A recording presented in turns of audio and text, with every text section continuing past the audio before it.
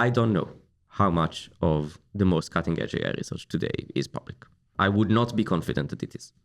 It is very easy to look at all of the stuff that is public and see a lot of it and infer from the fact that you're seeing a lot of public research that all research must therefore be public.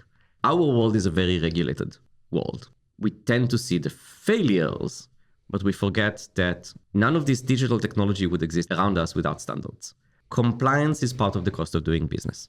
You should be paying the red tape cost of proving that your system is safe and secure and aligned before you're allowed to make a profit and deploy it in the world. So you don't want just an ossified thing that only cares about privacy, even in a world with giant drone swarms and highly manipulative chatbots. If you want to regulate an explosion, you don't regulate it as it's happening. You regulate it before it's happened. If you get to the point where the technology is radically transforming your world on a month-by-month or week-by-week basis, it's too late to design regulation unless the regulators are also sitting on top of very powerful AI that is helping them keep track of what's happening in regulating. The Inside View. The Inside View. The Inside View. So, hi Shahar. I remember seeing you for the first time at some EA Global conference back in 2018. You were organizing some live roleplay AI strategy workshop. There were 50 people in a huge room, separated in many groups, and we had to take an insane amount of critical AI decisions in the lapse of 2 hours. Yesterday, I had the honor of participating again to one of these workshops that are apparently called Intelligence Rising. This time, the game had gone through a ton of iterations and lasted for a total of 3 hours. On top of doing insightful AI strategy workshops, you are a senior researcher at the Center for the Study of Existential Risk in Cambridge. And in your past life, you were a Google engineer. Though right now, you spend most of your time thinking about how to prevent the risks if companies like Google deploy powerful AI systems. Thanks, Shahar, for coming on the show. It's a pleasure to have you. Thanks so much for having me. Look forward to the conversation. We will explore in depth what we mean by powerful AI systems in this episode. In my opinion, your workshop is the best way to think about all these things. So let's start with that. Why is it called Intelligence Rising? So we clearly wanted something about intelligence because it's a story of how ever-increasing, more powerful artificial intelligence systems shape the world around you and give very powerful actors, whether they are companies or nations, tough decisions to make. And if those decisions don't go well, things go very badly for all of us. So we had to have intelligence in there. We wanted something about the rising tensions, the increasingly powerful systems in the background. We also had a lot of time trying to find a better name and failed. So we're stuck with Intelligence Rising for now. Yeah, it's a competition between AI timelines and the best name timelines. When will the best name arrive? And yeah, when did you start developing it? So I remember playing it the first time, 2018-ish. Is it about the time when you started creating it? I think that's about right. So I think I'll have to go back to my emails, but I think around 2017, I was visiting the Future of Humanity Institute in Oxford for a different reason. And I was pulled into a side room where a couple of researchers there were playing with the idea of maybe doing role play to kind of play through a particular future scenario and see if that is a thing that works. And I really enjoyed it. I got to be Demis Hassabis, the CEO of DeepMind, for the space of an hour and a half. It was a terrifying experience. I failed very badly. And I walked away thinking there is something here. And I spent some time playing around with the initial version of it, which was just a bunch of people in a living room pretending to be very powerful actors. We had very crazy stories come out of that. Some people were actual crazy actors if there was Demis Hassabis in the room. That is true. And then we got to the point where it felt like there was something there. I applied for a small amount of funding from the Long-Term Future Fund, which was successful. And I used that money to pull together a little team of volunteers, design rules and mechanics. And basically, 5 years later, we are with what you have seen yesterday. Yeah, and right now you're trying to pretend that people are Demis Hassabis. So now there's like one of the actor in this roleplay game is being not DeepMind, but Alphabet. And can you tell us a little bit more about the other actors in the game, maybe? Of course. So one thing we did is you no longer play a person, you play an organization, which is pretty weird when you're doing role play. But it's a similar thing you would get in a Model UN setting, right? You come and you negotiate as the Iranian delegation or the American delegation. So it's similar to that, except that we have both states. In particular, we have China and the United States as two countries that pretty much everyone agrees are at the forefront of the race for very advanced artificial intelligence in terms of budget, in terms of talented individuals, in terms of large data centers, in terms of big companies that can do things.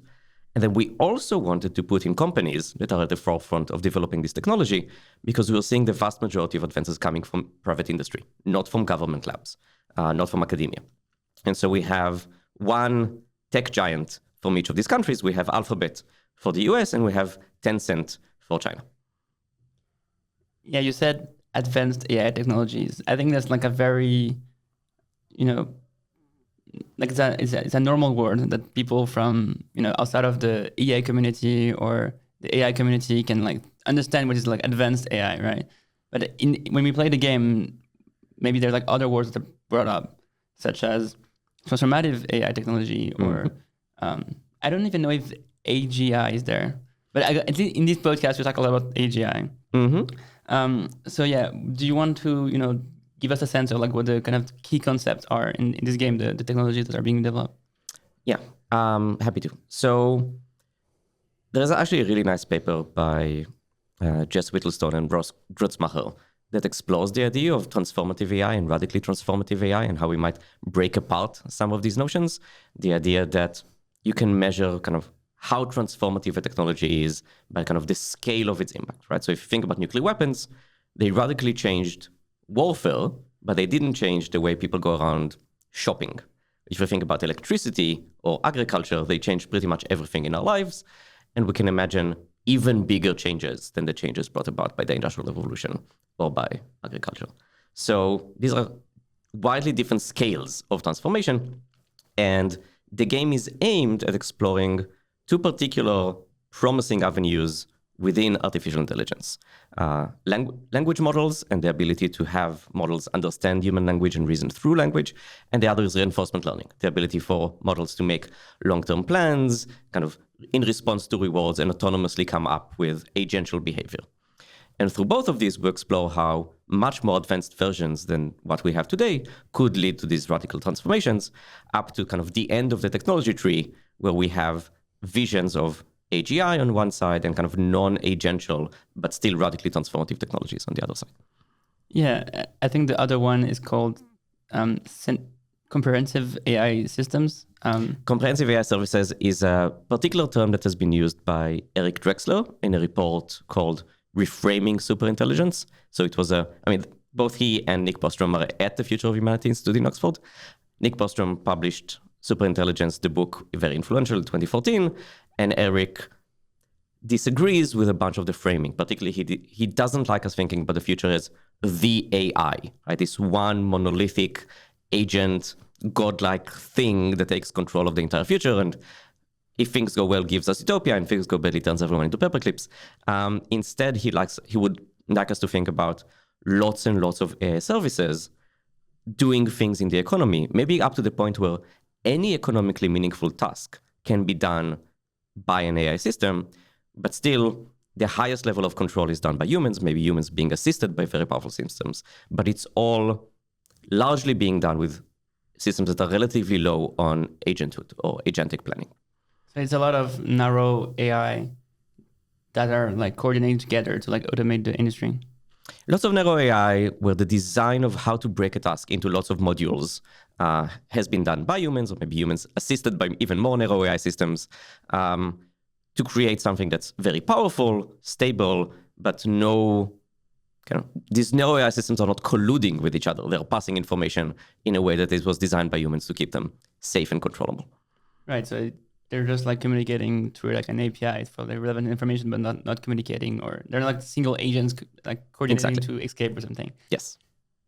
And the other scenario is basically some agent, an agent capable of doing planning that would have emerged from like pushing RL to their today's limit. That's right. Yeah. Which scenario do you think is the most likely?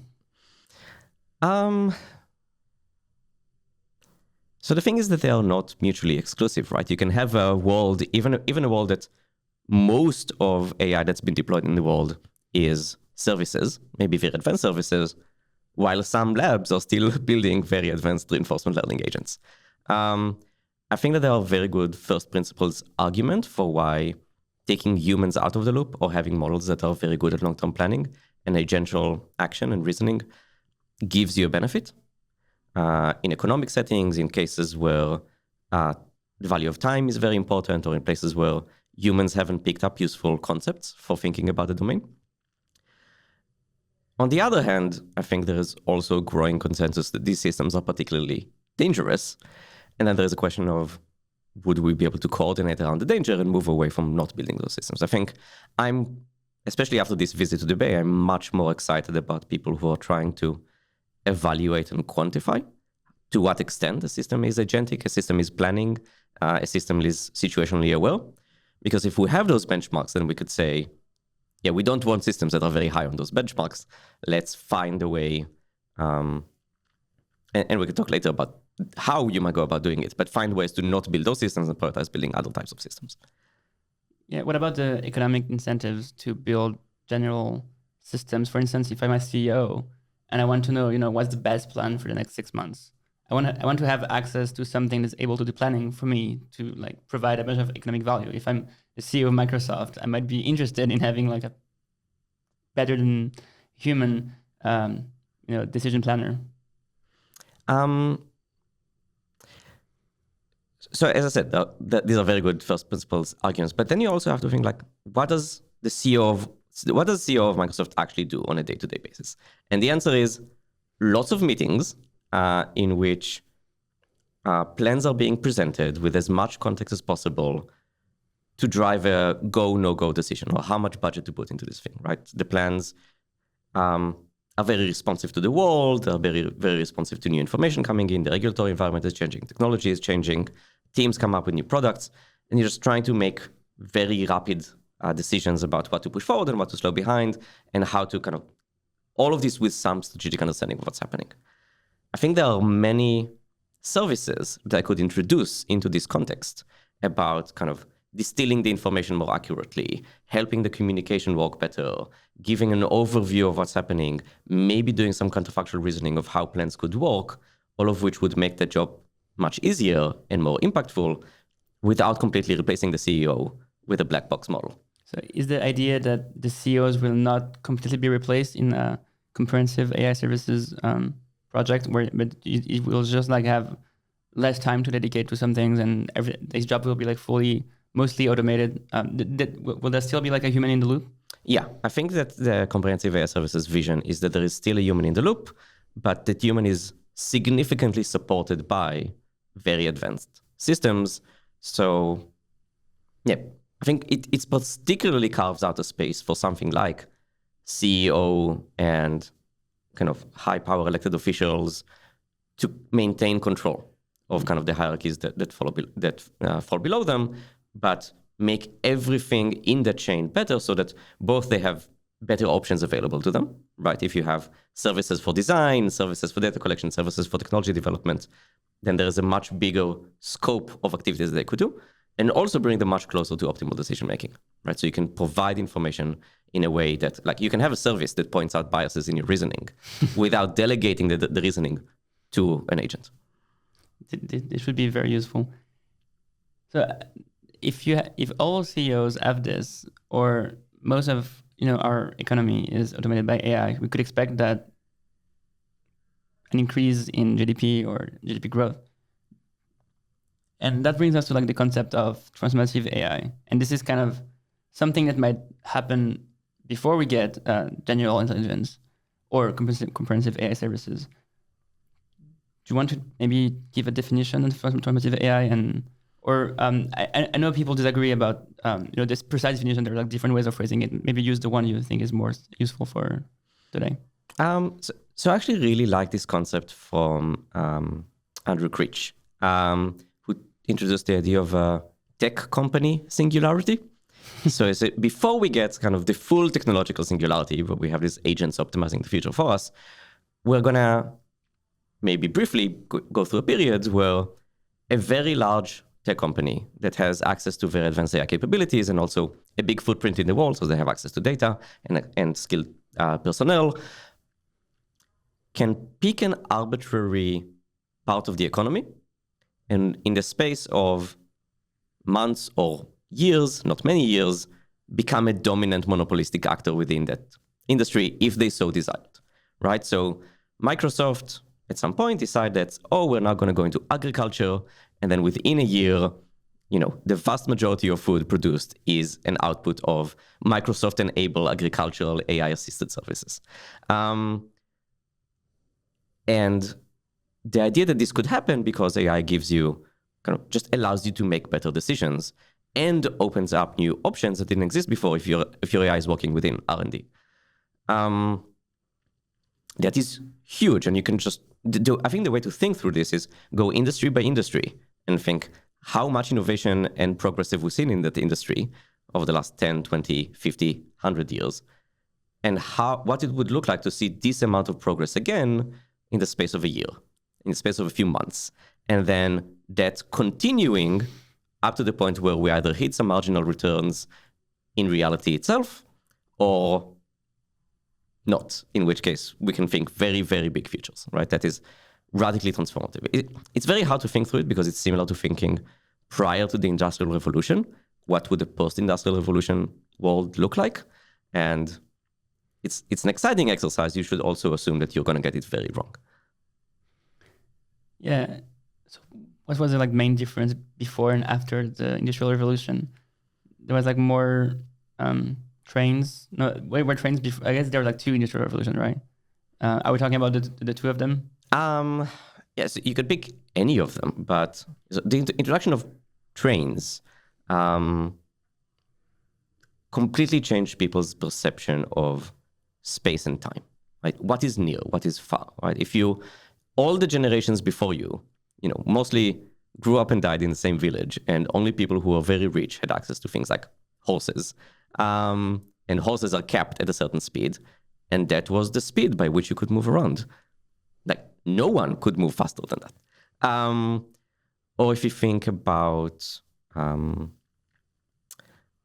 engines, right? There's the whole of you had windmills before, you had some innovation within agricultural technology, but the kind of boosts that they would give you are nothing compared to what you have in the world with factories. So the rise of cities, the rise of services, the rise of factories, the idea that the material welfare in your house is going to radically change over the space of a generation or two. All of these were not quite imaginable concepts if you live before the Industrial Revolution. And so I'm trying to think, what would it mean for the kind of imaginary furniture that people have access to, radically changing every few months, maybe every few days, right? We have all of the stuff that humans have pulled together on the internet, and we keep generating more and more of this. And I'm now trying to imagine a world where this is a tiny fraction of all of the content that humans have access to, and all of that content is designed to be stimulating and empowering and creative and so on. I think we're already pretty close to it with DALL-E 2. As a person, I use this tech hours a day, and I just find it so compelling to have beautiful images. For me, it's a new tool, right? And maybe in a few months we get something like GPT-4 in the API, and people get to play with it. We're still not at the transformative AI case, obviously, but we could get some new API or new products every few weeks. We already have a bunch of breakthroughs that will happen every day, or 5 times a week in April, May, and June. Mm-hmm. So I think we're getting to the point where we have new stuff to keep us and entertain every day. But yeah, it's probably very different to have actual AI shaping the economy. So to think about those kind of things, people care about the number of parameters some models could have, and then they try to think about like how many parameters would you need to be like simulating a human brain? Like how much compute how much parameters do you need? How much compute would you need to like train optimally this model? And at one point they think, oh yeah, this is pretty close to what evolution has done with us, or how many neurons a human brain has. And be like, oh, maybe transformative AI will be at this point. Do you like mostly agree with those models?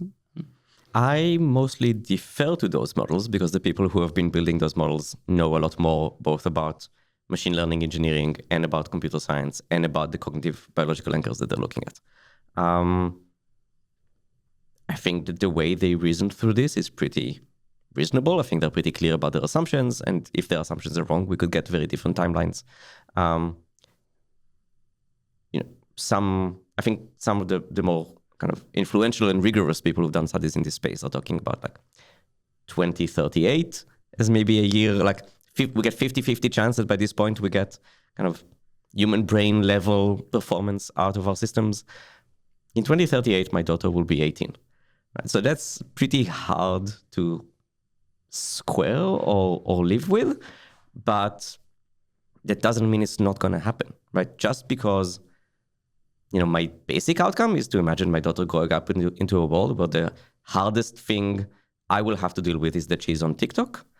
It will in fact be the case that probably what she has to cope with is way more crazy than me growing up and having to deal with the internet and social media, which my parents didn't have to deal with.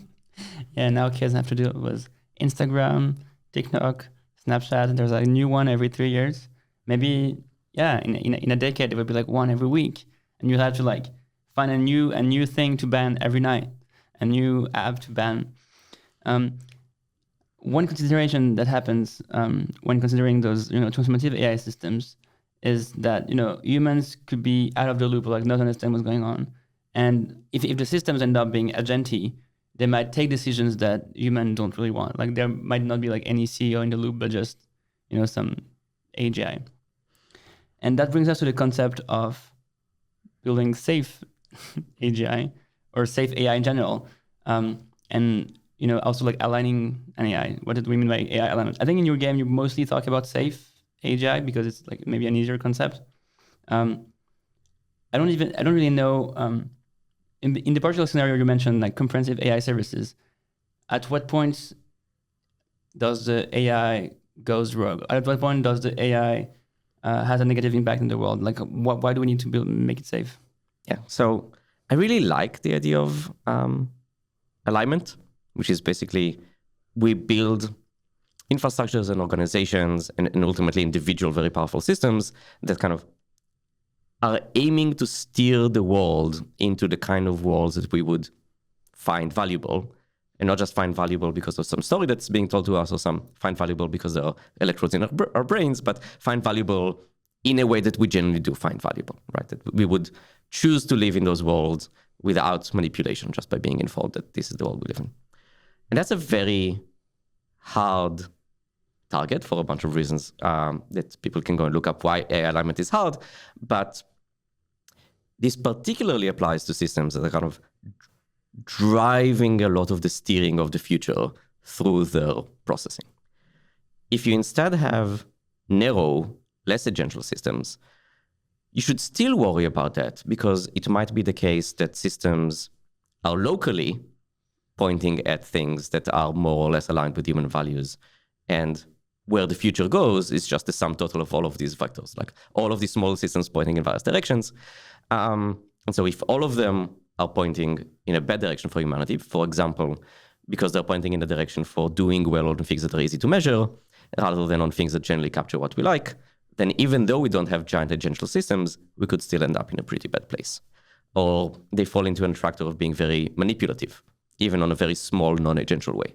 Just, there is a lot of social, economic, or technical reasons for why these systems end up kind of being deceptive or being manipulative for various reasons, even if all of them just operate in a very local way, right? Not all of them optimizing the future. And another thing to think about, if you have this kind of multipolar, so many different systems, world, even if they're narrow, is whether they play nice with each other, right? They're all trying to steer the world towards a particular goal in their own domain. So one failure mode is they're all pointing in a way that's bad for humans. Another is just they're all pointing in different ways and they're causing a lot of instability. So which is why we've talked about safety in the competitive AI services context has a lot to do with stability of the system, right? Just preventing the system from collapsing within itself.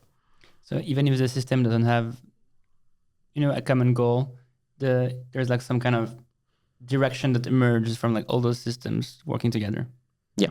So one failure mode is that there is an overall emergent direction that is bad for us.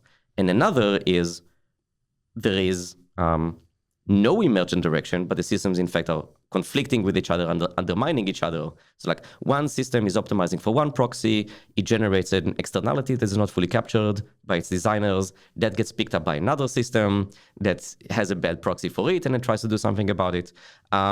Something like a Mesa optimizer? So this is less like Mesa optimizers. Mesa optimizers is maybe you think you're starting with a narrow system, but the narrow system as part of solving its problem creates a sub-agent that is very powerful and is misaligned. This is more like what we have today in the way we try to govern global affairs, right?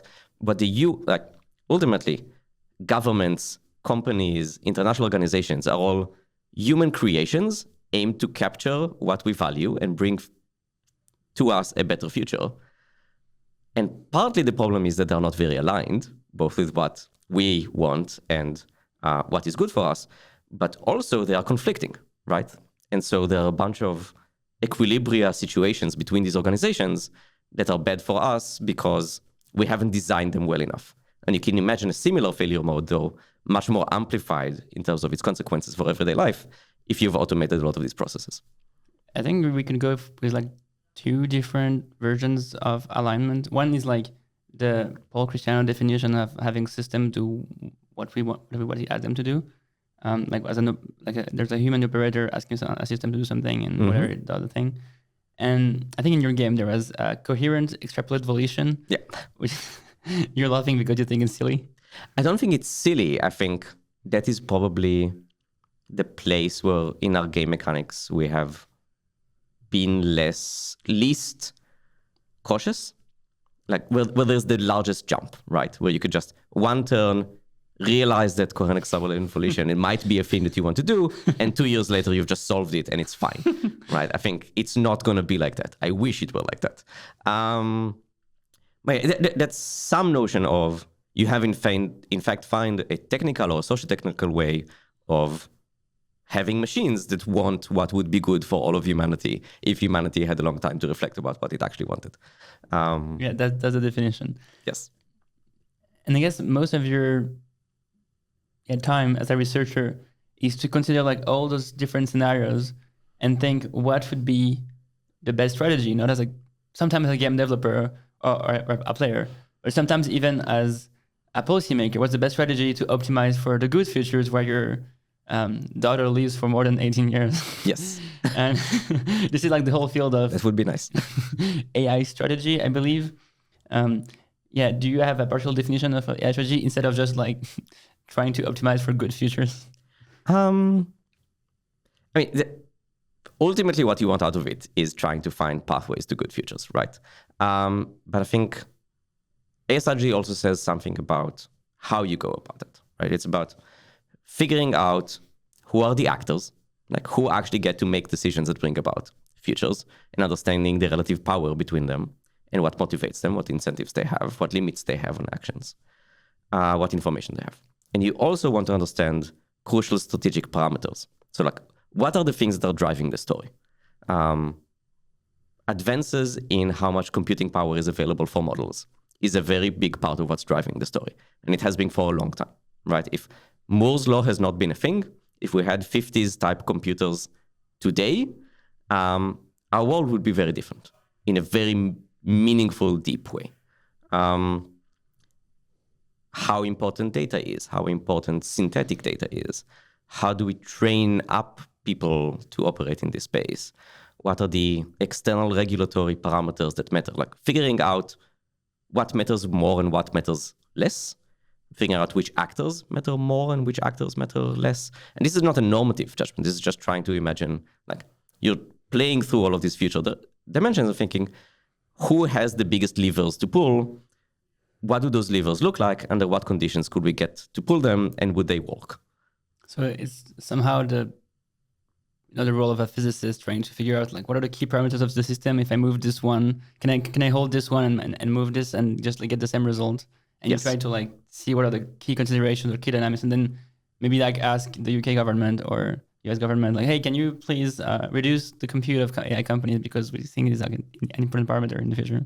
Yes. And of course, that's great because that exactly shows you how this analogy leads to this way of thinking to fail, right? Which is physicists get to isolate things in a lab and explore them very carefully and then put them in a box that still isolates the effect such that you get reliably the output that you want. Sometimes we get, a coronavirus outbreak that comes from a lab as well. Most likely from an animal, but yeah, hypothetically could also come from a lab. But that's a good example, right? You move from inanimate things to animate things, the amount of chaos increases. The ways for things to fail in an unpredictable way increases. When you go from just biological things to agential reasoning things, whether it's humans or whether it's very advanced AI systems, your ability to kind of do this isolation of causes and consequences becomes much more limited. And in your game, there is actual humans playing. So instead of having a simulation, a game where you play with a computer, there's it's a role play game, right? So you play with other humans, so it translates better to reality than a simulation. Like in robotics, it transfers better if you have like an actual robot grabbing things than something in simulation. So I think that's a good transition to just like focus on your game. Why do you think Intelligence Rising help us think about AI strategy? So there is something special about war games and what war games are good for, which is specifically thinking about strategies in an adversarial context. So when one group wants one thing and another group wants a different thing, and it's not quite the same thing, they come up with plans that undermine the other team's plans. And then they come up with mitigations for those things. And they come up with mitigations for those things. And that adversarial tension between the two teams can rapidly escalate to very creative solutions, right? It's the iteration on the iteration on the iteration on the iteration on the original naive plan that is quite hard to do as a researcher just sitting in a room trying to think about all of these potential kind of iterations. And so it's very generative in this way. Even if you then need to go and take the outputs from such a simulation and be like, okay, how much of this was realistic? What levers did they reach for in an attempt to deal with the strategic situation? Now we have to go and do a bunch of research about would that be plausible? Does it fit within the current incentive structures, legal frameworks, and so on. So from a research perspective, it's a really interesting way of drawing on this adversarial creative process. It is also a way of drawing on the more human element, right? So there is something that we don't do very well because we condense, something like 2 decades into the space of 3 or 4 hours. So you don't fully get the experience of what it would be like to be in the position, being a person, having partial information, and having all of the biases that a human would. Some war games go much closer to that, right? So they would say, and I think we did it a little bit with the thing we had yesterday. We ended a bit early, so I told you, okay, stop thinking strategically and two-turn based, and instead just go and embody a group of people having to make a very difficult decision in the space of 10 minutes. You have 10 minutes. And that is a very useful research tool because people, they are aware of the game theory, but they're also trying to inhabit kind of the fears and emotional and personality aspects of these decisions that we know from history matter a lot, right? If you look at history, it's not a chain of game theoretically optimal decisions all the way. There's a whole bunch of just humans being humans. And so it's reasonable that the future will also be a bunch of humans being humans, even with large strategic decisions to do with where AI should go. When we play the game, we don't actually try to maximize like what is like Nash equilibrium or this kind of thing. We just go for like how to win, and then we see like the other guy winning, and we're like, oh, I don't want this guy to win. Yep. So I'm just going to like attack him and like spy on the U.S. government or something. So I think it captures a little bit of human bias, but maybe not everything. What is kind of the audience you have for this game? I would expect politicians or people studying international relationships to be kind of the key audience for having them think about how to regulate AI. Maybe you want people that think about comprehensive AI services, more like people in the AI alignment space. What would be like the ideal audience in the future? Yeah, so those are great guesses. Our ideal audience is probably to play with the actors depicted in the game, right? So the key decision makers in China, the US, the leading tech labs, the leading AGI labs. Because then you switch from it being a research tool and much more of kind of preparatory simulation tool. So it's like, here are some really big decisions. If you get them wrong in real life, it will go quite badly for us. Please play through those decisions in a safe environment until you learn to do the cooperate. We're quite far away from that. I think partly to do this well, you need to have a lot of trust in the product. You need to have a lot of verisimilitude. You need to represent things that matter to these decision makers. And so we're now kind of building our way up to there. Most of our success has been with kind of people at the undergrad, postgrad level, either with a technical background where we want to kind of let them explore more of the range, get them to think about safety, get them to think about the importance of geopolitics, and maybe they want to shift a little bit their attention into that space, or people who are in the governance space, but we want to sensitize them to the idea that there are issues at stake with AI governance that go far beyond bias and privacy. Not that these things don't matter, but maybe in 5 or 10 years' time, we would harken back to the day where our biggest problems were with bias and privacy. So kind of the middle ground between, bias, privacy, and general agents, something that could be kind of transformative and kind of important, like autonomous weapons, for instance. For example, yeah. So we try to get them to kind of, in a space of 4 hours, live through humanity mostly worrying about kind of bias, privacy, maybe online persuasion, then having to think about autonomous weapon systems, large-scale unemployment, very powerful tech companies, and then also thinking about radically transformative, if this goes badly, we don't have humanity anymore, but if this goes well, we are in an age of radical abundance. And then they go back and they're like, yeah, previously 100% of my time was spent on the privacy and bias issues. Maybe I'll pay a little bit more attention to what's coming down the pipeline. Yeah, I'm not sure like if governments are aware of all the radical transformations in the next 20 years. I know Putin said something like, if the country that has AI kind of wins the world or something like this. I know Obama in 2016 had some like meetings about like general intelligence, but I'm not sure like for them it's like something very far away. I'm not sure like when they're like actually interested in this technology and being like, oh yeah, this could be transformative. Maybe we need to invest a little bit more in that tech. Yeah, I wouldn't necessarily go for the actual president at this point, partly because they have to think about all of the things that matter. And it's kind of whether you're lucky or not, whether they pay attention to the right thing. What you want to do is find the senior advisors whose job it is to keep track of this particular domain. So it will be kind of the Office of Science and Technology Policy, or it will be some other branch of government that is tasked with thinking about technology regulation, futures, foresight, and get those kind of concepts into there in a way that makes sense, that connects them to the research, that connects them to the concerns, that connects them to advisors who can help them navigate the space, and increasingly also co-create governance solutions. So you said something about having to like impersonate an actor. Maybe it's an actual actor that will play your game, but mostly we're trying to pretend like we're the Mississippi's in a room. What kind of actions can you do? Is it like something where you have like a few actions that you pick in a card, or is it something where like more like a role play game and you need to say like, oh, you can invent like crazy actions? So we've deliberately gone for an open game. So as I said, the initial version of this was just a bunch of friends in the living room coming up with stories, right? There was no constraints whatsoever about what you could do. And we just wanted to make a story that kind of responds to whatever people said before. So kind of it's almost like a group creative fiction session. And then it was like, okay, but we need some controls of this. So I introduced some dice to say, okay, you try to do this thing. Let's roll a dice and see how well it goes. Right? So you just have a range from, yes, this goes very well. Yes, but there's a complication.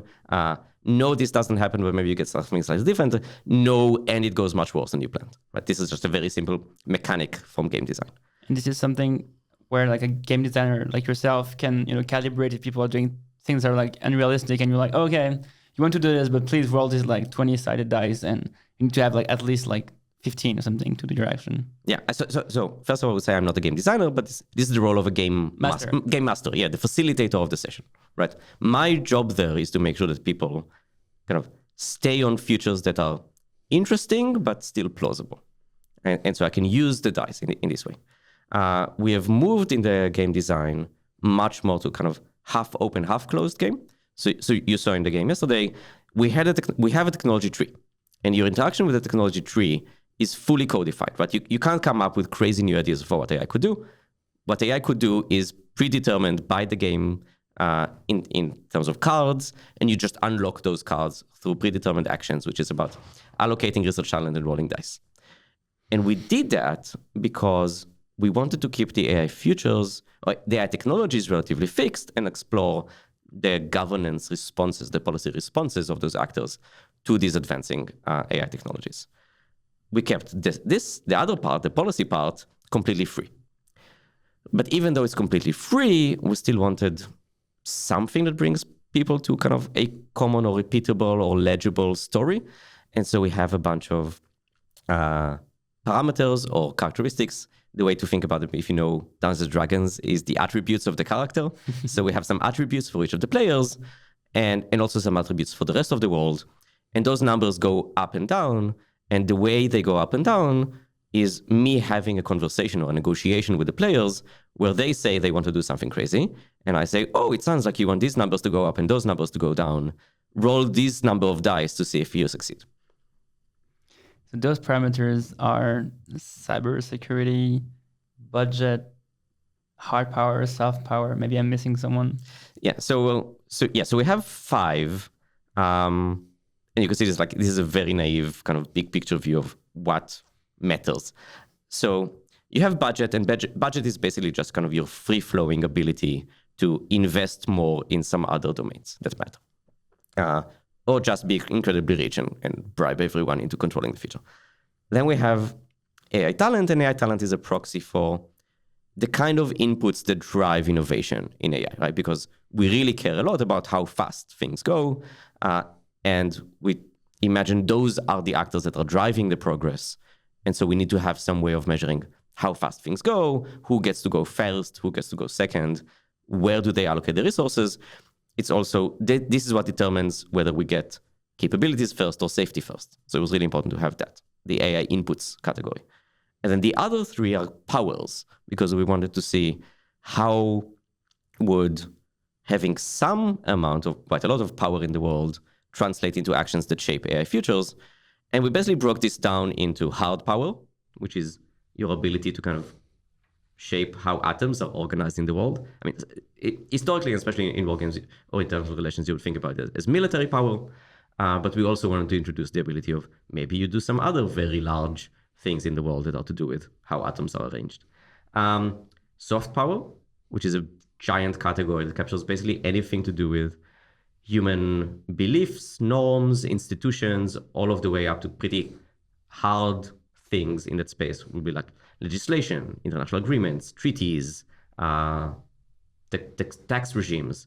Or it could be things that are much smaller, like how well do people think about you? Do they like your brand? And then the last one was cyber power, which is your ability to control kind of digital bits, whether they're 0 or 1, whether you can read someone else's information despite them not wanting you to read it. Maybe you can sabotage their projects. Maybe you can prevent others from doing the same to you. So we break the world into atoms, beliefs, and bits, and kind of try to translate all of the actions into operating in mainly one of those domains. And to build AGI, you need to have very good ideas, right? You need to have like very good innovation, a bunch of research, and that's how you. So there's like different win conditions. One is you build safe AGI first, and I guess like the other one that's kind of interesting as well is when you have like one of those attributes that is like much higher than the other players. So you get like the leading cybersecurity country. Yeah. So the idea is that. So we picked up this idea that's been floating around of a decisive strategic advantage, right? Getting to the point where you as an actor are so far ahead that you're not only just a hegemon, but you effectively get to call the shots for everyone. And we made it deliberately hard to get to be that way, but also you could leverage progress in AI even before AGI to try and boost those capabilities. So you can imagine hard power hegemon or hard power decisive strategic advantage, you have managed to leverage AI either directly by applying AI to military power or indirectly, right? AI generated lots of money for you and you reinvested money in military capabilities to get to the point where you're basically unopposed. Maybe you find ways to use AI to undermine other people's nuclear deterrent. And at that point, you effectively could take over the world militarily if you wanted to, and you probably you would leverage that to just having effective political control of the world, or like sufficiently so that things go your way. And you could imagine similarly in the soft power domain, right? If people just have so much higher favorable views of you as an actor, as opposed to all of these other actors who are also vying for attention and allegiance, then you just get mass defection, right? You basically say, we want this actor to take political control of all of these other actors because we believe in their way of doing things. And extreme control in the cyber domain, you could imagine just getting into everyone else's systems and either shutting them down or stealing all their secrets. So each of these, if you get to the point where you're so far ahead of anyone else, and probably radically very transformative technology is the only way to get there compared to the world that we have now, then this is an outcome that we want both to explore and to incentivize the players to explore as part of the game. I feel like the military power, so the hard power, is the most convincing to me. Like I see a world where you have like a bunch of autonomous weapons and you can just like basically do whatever you want. The soft power, I don't fully buy it. I feel like even if the US has like a huge soft power, okay, if basically like every country accepts everything, then okay, then you win. But that's like just like, does that count as soft power? Like, is it just being the political leader that everyone respects? So I think it's very hard to imagine what the scenario would exactly look like, but you can imagine you just become an extremely trusted actor that people resonate with the values that it represents. It looks very competent.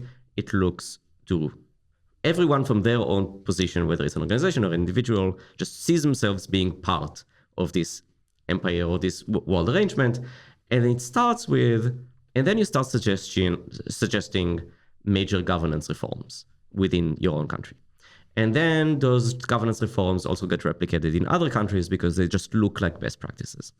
And then you start suggesting changes to the global system, like maybe a new version of the UN. Like everyone agrees that your judgment about the UN failings is a pretty accurate description of where it is in fact failing. And your suggestion for a system to replace it is just a really good proposal.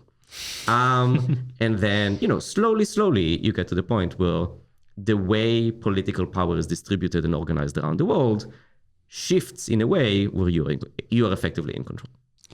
What about cyber? I feel like if people are careful about their AI systems or their like AGI research, they could just like have all their code into some server that is like always like off. Like with Coinbase at some point they had their private keys in some place where it was like I think is it called cold storage, just like off servers or something. Like in my perspective, even if you have like very good cyber, it is not like given that you can just like hack into like every company and get their code, right? I'm not sure like what does, because there's like the stuff people know in secret and people stuff that the public. I don't know, like, can a very powerful actor just like hack into DeepMind and steal their like latest research? How feasible it is? So again, with all of these things, it's about how far ahead you are compared to your adversaries, right? So we already know that making computer system secure is very hard. You both need to get the system itself secure so there are no bugs, because if there are bugs that they could represent vulnerabilities that they can be hacked. Some of them allow remote hacking, but some of them require kind of direct access to the systems. This can get mixed up with, ultimately these computer systems operate on physical substrates, right? There is radiation that you might be able to pick up. There are other signals like temperature signals and so on. All of these exploration of side channels is a fascinating domain. In particular, if you're building very large, complex, opaque systems from the AI side, from a systems engineering, system security perspective, you're just significantly increasing the way things could go wrong, because you haven't engineered every little part of the thing to be 100% safe, secure, and provably verifiably secure. And even like provably verifiably secure stuff could fail because you've made some bad assumptions about the hardware. So I can imagine a world where your ability to model the other person's system, maybe all the way down to the hardware and like weird effects that happen at the molecular or atomic level of the chips, coupled with your much better understanding of how, the high level intelligence capabilities cache out in terms of floating point operators, kind of leave gaps that you can exploit as an adversary. But Right. yeah, it requires you to be much farther ahead than the runner-up. It's also like an average person on the street, if the NSA really wants to get into their phone, they probably could. And the gap that I'm imagining between the average person on the street and the NSA is much smaller than the gap I'm imagining the NSA and an actor that has access to very advanced AI capabilities that is able to kind of really dig down into all of the vulnerabilities of those computer systems. This makes me think about the book Superintelligence, where he kind of imagines having like a seed AI, like something very smart in a box. And then you try to like think about the different like limits in input output that you should give the system so that we're sure that it stays in the box. And if the system is able to like understand physics better than you, then you can just like, take the electromagnetic signals around, or like the heat things. And so if you, I could imagine a world if you're very advanced in terms of like AI or like other tech, you could just go through different hacking channels than just like pure like remote terminal or something. Yeah. So makes a lot of sense. And how do you get to those like advanced systems? Do you need to take your budget and invest in the tech tree? Do you need to put your AI researchers and say like, hey, please do more research, produce one paper now?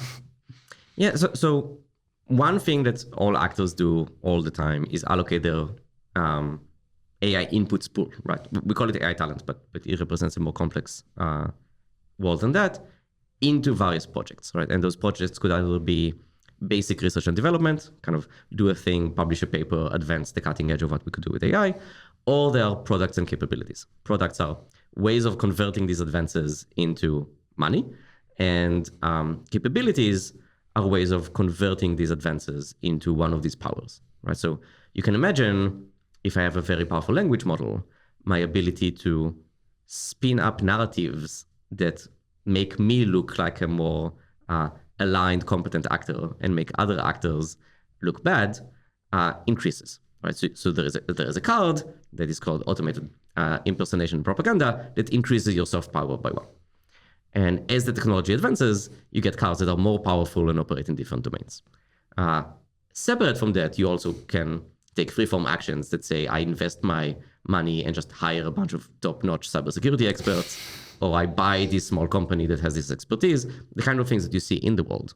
But the game is very much designed such that if you really want to get to like that decisive advantage, you need to lean into the advanced AI technologies to get there. And to get this AI technology, you put those like researchers into a lab and you say like, now you need to do some research, and they can either like do public research that attracts more people, and then you can just like have a compounding interest in like how many researchers you get. The more researchers, the more public research, and then the more like visibility you have, or you can just like go full on like trying to get AGI in stealth mode. That's right. So we very deliberately built a mechanic where there are positive returns to investment in AI research and development. So the more basic research you do into AI, the amount of AI inputs you have increases, either because you're seen as a leading lab and so everyone wants to come and work with you, or because you have found ways to reapply that AI to the productivity gains of your researchers. Right? You manage to automate some parts of the research process. You're able to design more efficient compute and so on. So this is what is meant to be captured by this kind of, and this goes back to the idea of intelligence rising, right? This is, as you increase your intelligence, your ability to further increase your intelligence increases. And it's interesting, right? Because it's a story that you can tell a counter story to about diminishing returns. This very much explores a future in which things do speed up and accelerate. I think the only thing that I find unrealistic is that you can just like allocate researchers to like some places to do research, but at some point you can like be broke and like not have like any budget and still like produce a lot of research. So yeah, I would feel that a scenario where you need like both like money and talent to do research, like, because today like you need like millions of dollars to train GPT-3. So yeah, I believe like a scenario like this would be like more realistic. Yeah. I mean, this is getting into the nitty-gritty of the game a little bit, but I guess the way to best think about the kind of budget power in the statistics of the games is how much extra do I have, right? It is not that the powers that you have and maintaining the position in power is free. It's just that this is kind of part of your annual budget. And so what we keep in the budget column is kind of how much extra profit, extra revenue, extra kind of money sloshing around the bank do I have because I developed this amazing product or because I found a way to increase my market share.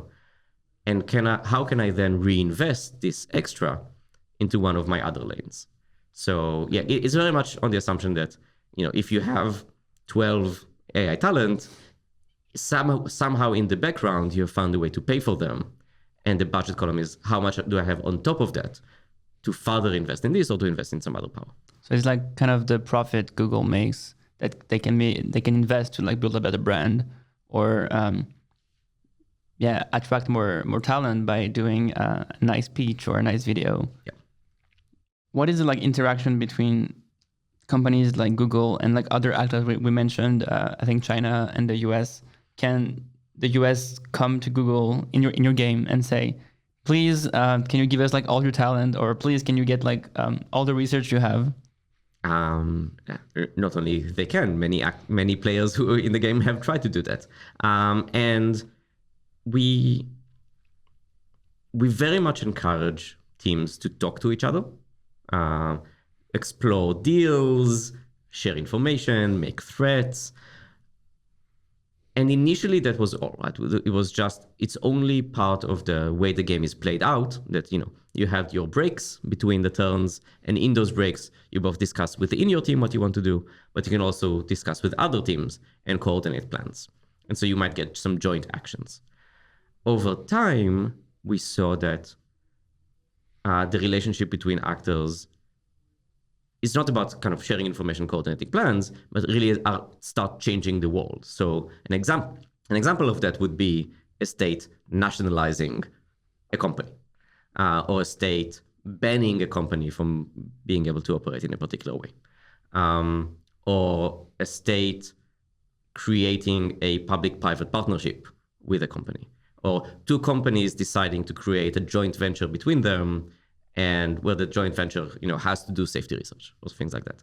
And so we, as game master and as people who developed the mechanics behind the game, had to come up with rules for how to change the statistics in the world based on this. So we actually have some home rules now for what happens in nationalization.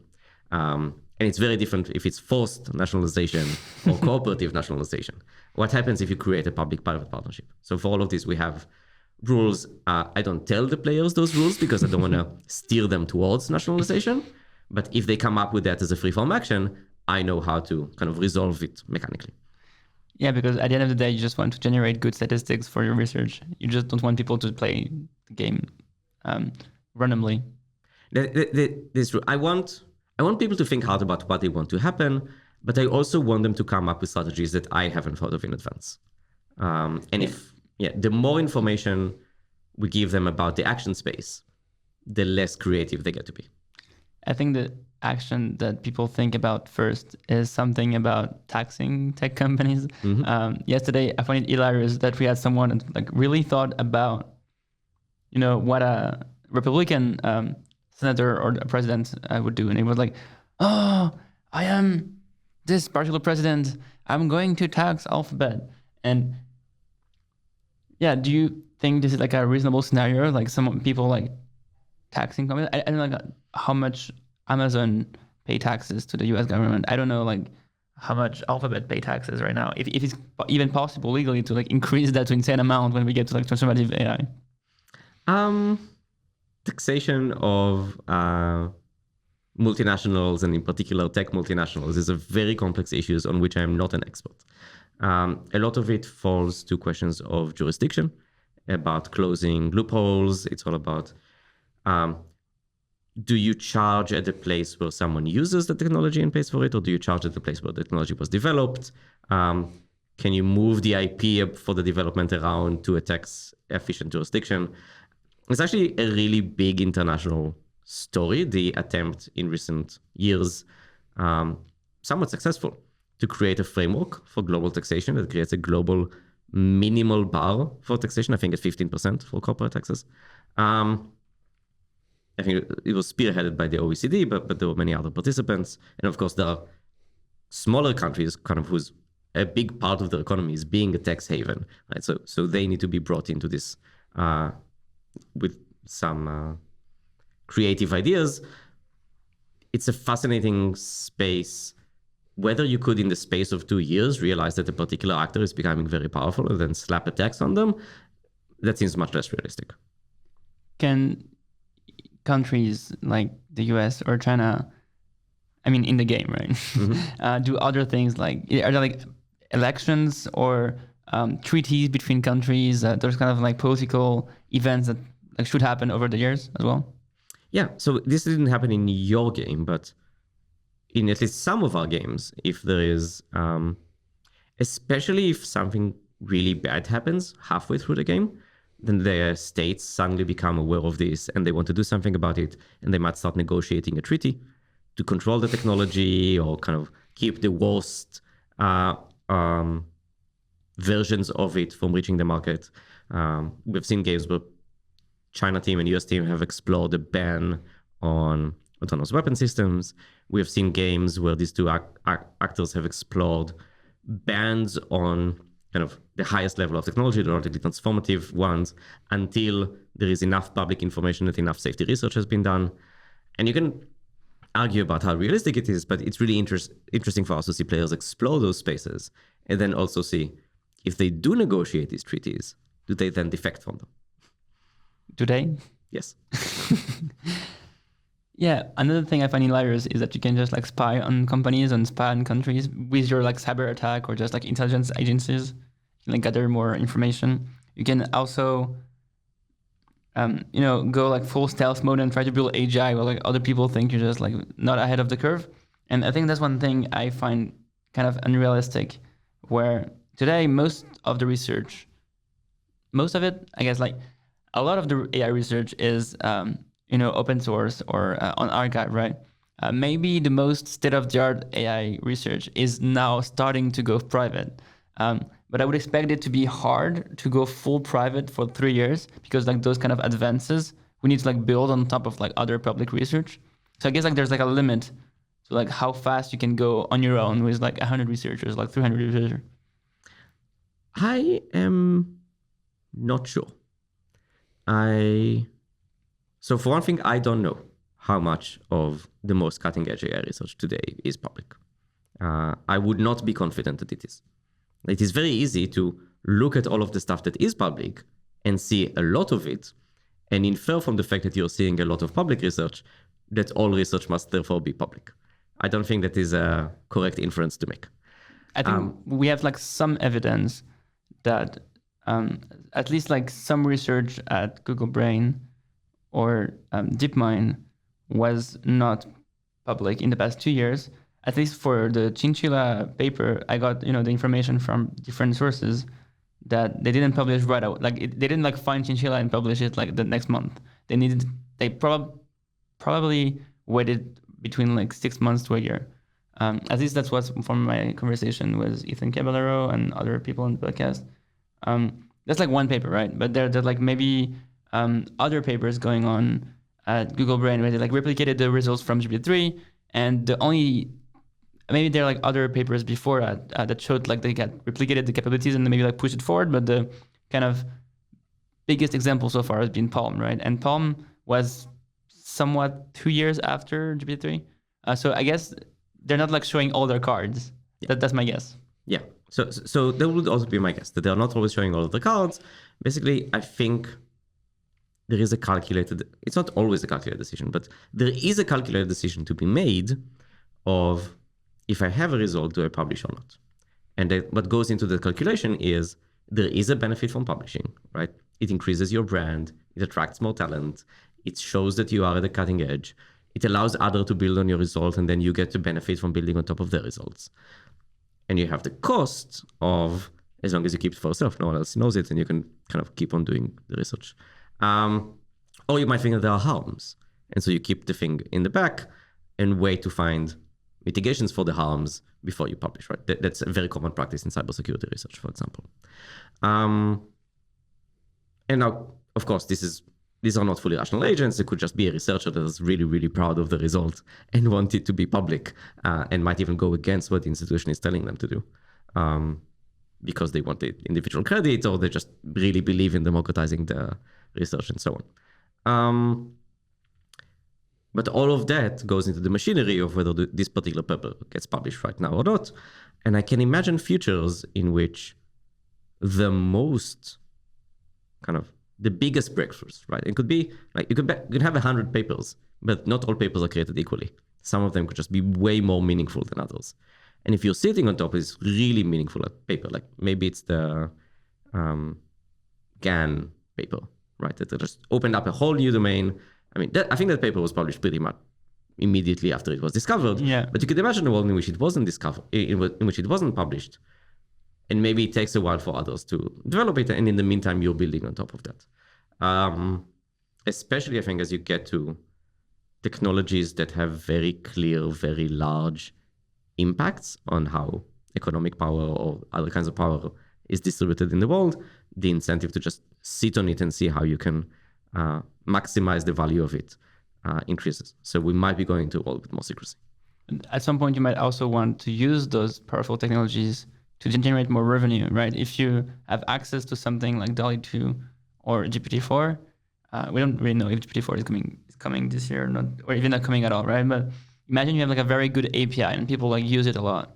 Then you can just like use the money. Otherwise, you just like sit on something and you use it for more research, but you don't get more money from it.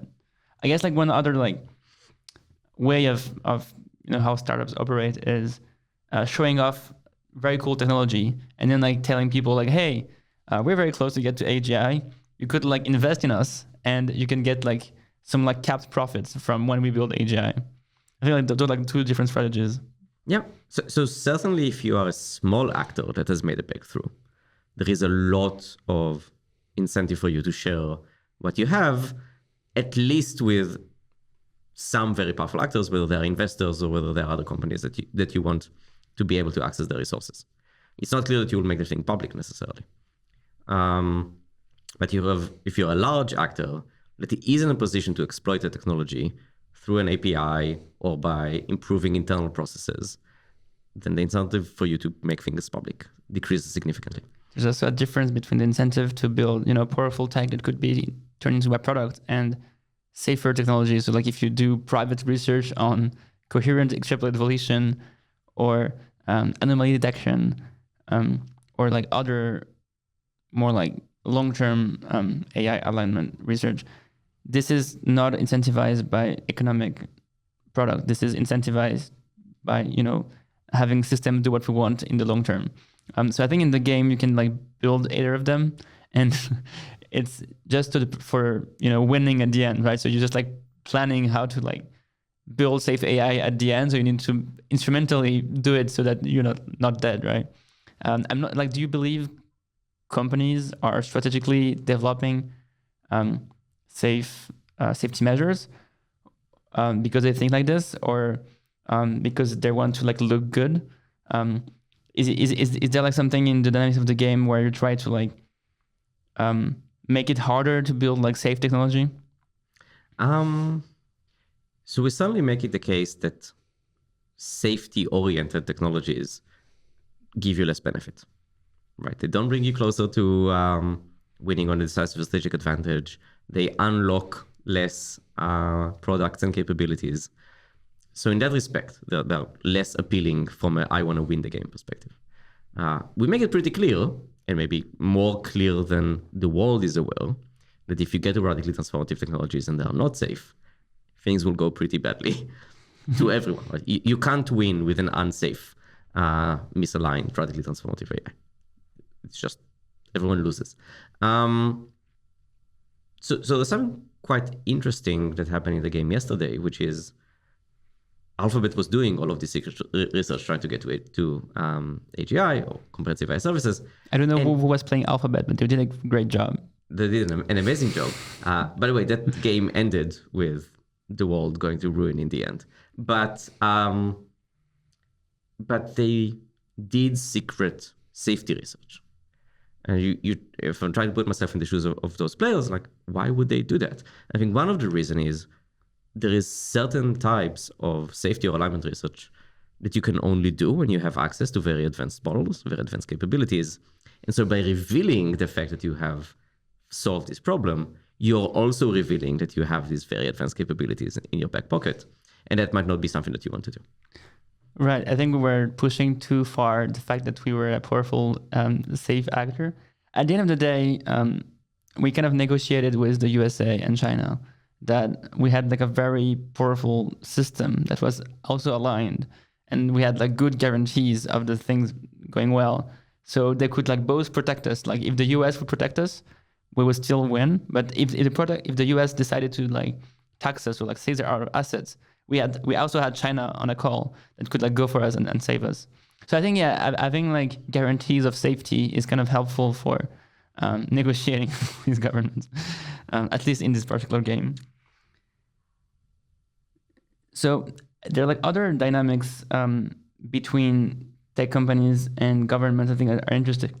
Is that governments are less ahead in terms of tech, so they start with like a different level of AI talent, which is kind of where we are now. So it's Alphabet, or I think the other company is Tencent, are the ones like pushing forward the field and doing dangerous things, and then the governments are like, oh no, we need to like regulate this. That is very much by design. So there is so if one kind of fundamental underlying mechanic of the game is positive returns to investment in AI, right? So you start with some amount of talent, and the more you leverage the talent to grow your AI research, then you get more talent, and then you kind of go up the exponent. Another thing that was kind of built kind of from the very basics of the game is benefits accrue where you are and harms accrue far away from you and slowly come back to you. So we also have this mechanic of concerns or negative impacts of technologies along the way, and they always start impacting far away, right? What we have called global stability. It's basically impact outside of the countries that are hosting those tech companies. And after harms kind of overflow kind of the rest of the world, they start impacting citizens in those countries, but they don't affect the companies, right? So it is very much the case of the dynamics that it is up to the states to kind of pick up the tab and respond to the harms created by technology that was created by the companies. And it's only at the very, very end that the harms come all the way back to the people who are developing the technology.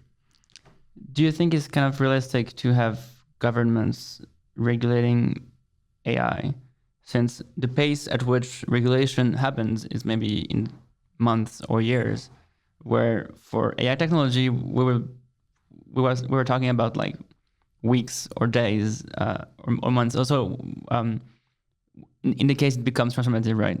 When we're talking about the point where it's like a new breakthrough every few weeks that like impact our economy, right? So at the point when we reach transformative AI, and your daughter is 18, sorry, I keep bringing it up because I find it interesting.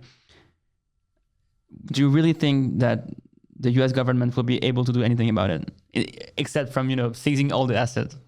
Yeah, so here's an analogy. If you want to regulate an explosion, you don't regulate it as it's happening. You regulate it before it's happened. So similarly here, if you get to the point where the technology is radically transforming your world on a month-by-month or week-by-week basis, it's too late to design regulation unless the regulators are also sitting on top of very powerful AI that is helping them keep track of what's happening in regulating, right? We need different regulatory processes. But if you know that you're going into a world where such an exponential explosion is coming, then all of the regulatory work needs to happen beforehand to either delay it happening so that you have more time to figure out what to do about it, or steer it so that it's more controlled, or otherwise shape how it's going to happen. And so I think a lot of the, and you saw it in the game, a lot of the policy space to act is before radical transformative technology happens. Once radical transformative technology happens, the game is over. And it's not over in the sense that, we now live in utopia and there are no decisions to be made. It's that the way decision-making will happen is probably not presidents and CEOs thinking carefully through things and deciding what to do. Right? We will switch to a new domain. So you need to control the explosion ahead of time. You need to plan for it, right? Ideally, you would want to regulate in advance, but tech is like famous for being able to, bypass regulation. So what are the strongest arguments for AI governance being able to accomplish anything at all? First of all, on the when do you regulate, right? There's a concept that I think lots of people should know about, which is called the Collingridge dilemma, which is when you want to regulate a technology or steer a technology towards a good outcome, or any big change that is predicting the future, if you try to do it too far in advance, you don't have the details of what the change is going to happen, and so you don't have a good solution. If you do it too late, then the thing is pretty much locked in and you don't have much ability to change it. And so trying to find the sweet spot in the middle where you know enough to regulate, but it's not too late to change how things are going to go, is the game of AI regulation, AI governance. And you can make the game easier by putting in regulation early that they can kind of scale up or get adapted as you go along. You could have lots of people who are broadly in agreement that we need something and put them in places of power. And so when it comes time to regulate, you have lots of allies in lots of places. You could generally teach people the fundamentals of why cooperation is good and why everyone dying is bad. And so there are all of these things that can help you play this game, but this is still a very hard game. Partly it's about looking at historical examples. So our world is a very regulated world. We tend to see the failures, but we forget that, right? None of this digital technology would exist around us without standards and interoperability. We wouldn't be able to move around if transport was not regulated and controlled and mandated in some way, right? If you don't have rules, standards, norms, treaties, laws, you just get chaos, right? And you could have a very anarchic vision that imagine everyone does their own thing and some things end up working. And so you just have very weak norms about what we do. But that is still a form of governance, right? You still adopted some way of doing things because it turned out to work well, or because whoever has the most power decided that this is how things are going to go. And so everything else is just iterations on who are the powerful actors who get to shape the way things go? What is the design space for mechanisms to shape how things go? What is the coordination? So even if it's just down to tech companies figuring out which products to have and how to put them out in the world, it is still a kind of governance. It's just a self-governance by companies. So there is like a way of doing like short-term or medium-term regulations that would have a very positive impact in a scenario where like most of the impact comes from medium-term technology like autonomous weapons. So we still need to like regulate those, or that it like kind of helps shape the future because the companies will make the decision at the end, but they will have like some like constraints from the like short-term or medium-term decisions. Is that basically what you said? I guess the big point I was trying to make is you always get governance. You just get different forms of governance. I mean, even just letting companies do whatever they want is a form of governance. It's just not a very ideal one. But I think there are also reasons for companies to realize that this is not an ideal form of governance. Like you see how a lot in the social media space, kind of social media companies are calling for governments to come in and regulate. And you can argue about whether that's honest or not. But some of it is, if they make a decision about what content should or shouldn't be on the platform, then they are on the hook if they get it wrong. If they are implementing something that was decided by a government for them, then they can point on the government and say, oh, we have to do it this way because it's illegal to not do it this way. And I think similarly for advanced AI systems, there are questions around values that companies might just not want to be on the hook for making themselves. There are questions about mitigating harms and risks that companies might not want to be on the hook themselves. And companies, particularly companies that are aware of what these very capable systems can do, might be very worried about what their competitors might be up to.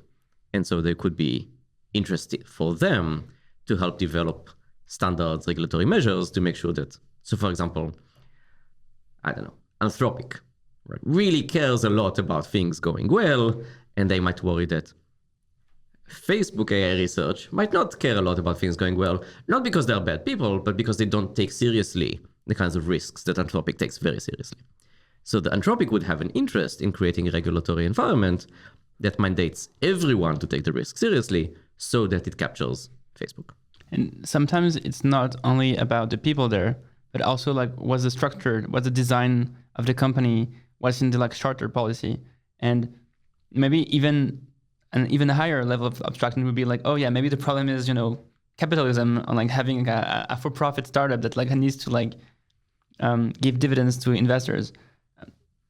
And I guess like we're saying like new forms of like governance. This is maybe like out of topic for this podcast, but something like DAO, in crypto, where we have like different structures for like who decides to do like a new law or like a new process on the chain. Yep. Is this something you think about, like the different like structure of governance that could be like the most helpful for building safe AI? I know like OpenAI has put something in the charter that like if the most powerful actor was to build AGI before them, they would possibly like go and help them make safe AI. The assist clause. Yeah. But a quick point is that I'm terrified of AI DAOs. I think there is a lot of really interesting governance, particularly governance innovation in the crypto space and the decentralized governance space.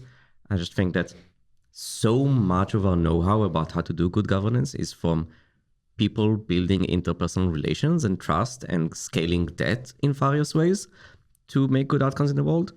That going to like fully anonymous kind of formalized voting on chain just will need to catch up a lot to all of the kind of soft measures, interpersonal, not fully explicit measures that we have for governance before it can overtake them in terms of good things for the world. And maybe the problem is the thing we have in our brain, right? The problem is the meat part. And maybe if we have something that is like able to like understand human values or human preferences and, make decisions for us. And maybe like if the governance part relies less on kind of emotional things and, me talking to you and smiling to you and convincing you or something, and more on like actual, Nash equilibriums from DAOs or something, and people like in putting their money. And don't you think like in a world where everything goes crazy and where it's like impossible to actually communicate outside of Twitter, like it would be like better to have like actual like rules for voting that are like implemented in code and not like where people can like just go to the Capitol and like attack senators or something? I agree that if you took away any ability to interact in person and you just gave everyone Twitter, then building a bunch of game theoretic ideal machinery on top of that is strictly better. But we don't live in a world where we only have Twitter, right? We have a world where we can all fly to a conference and share a meal together and talk about how to have the future go well. And people can like have a conversation. I was like, how many meals did Putin have with like other leaders before like he invaded Ukraine?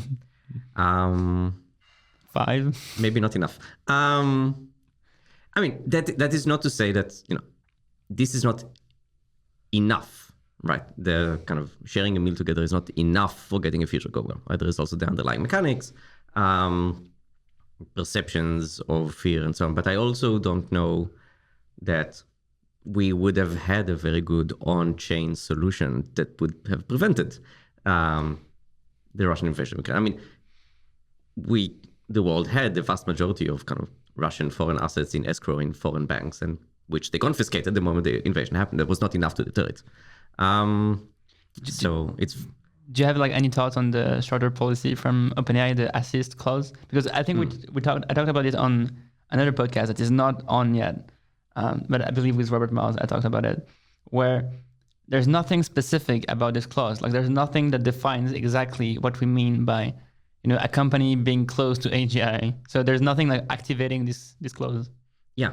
And maybe this links a little bit to thinking about DAOs. It's the idea that the vast majority of legal constructs are not fully specified. Right? There are little bits in the details that you leave for human judgment. And that is arguably a problem because that leaves you room for exploits.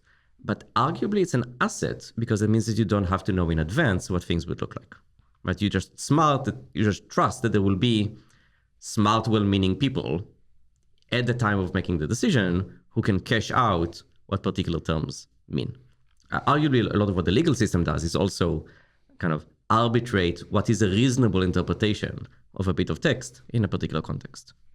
That's where AI is useful, is in interpreting the words from humans and trying to like understand what we actually meant. So that's why I think having something like coherent extrapolated evolution or something that like understand the words from humans and their values could help us like in regulation.